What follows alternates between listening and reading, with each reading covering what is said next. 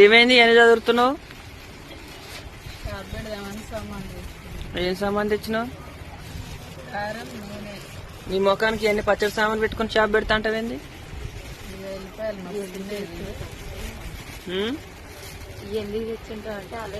అదేంది అర్థం తెచ్చలేదు ఇక్కడ చూపి వాళ్ళకి అర్థం అవుతుంది. ఎందుకు తెచ్చినావో ఆల్రెడీ మీకు తెలిసిపోయింది. ఆల్రెడీ పచ్చడి జాడి మామిడికాయ ఇవన్నీ అయితే పచ్చడి సామాన్. ఈరోజు అయితే మేము పచ్చడి పెడుతున్నాం, మామిడికాయ పచ్చడి.